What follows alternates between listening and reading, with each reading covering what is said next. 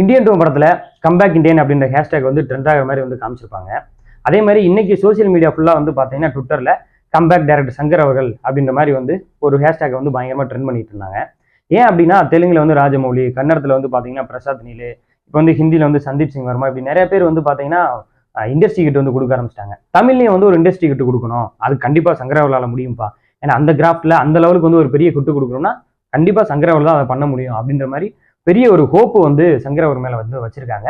அது வந்து உலகநாயகன் அவர்களை வச்சு பண்ணும்பொழுது, அது வந்து இந்தியன்மான ஒரு பிராண்டை வச்சு ஒரு பிரான்சைஸா ஒரு படம் பண்ணும்போது அந்த படம் வந்து கண்டிப்பா ஒரு இண்டஸ்ட்ரி கிட்ட கொடுக்கும் அப்படின்ற ஒரு நம்பிக்கையை வந்து சங்கர் அவர்கள் மீது வந்து மக்கள் வந்து வச்சிருக்காங்க.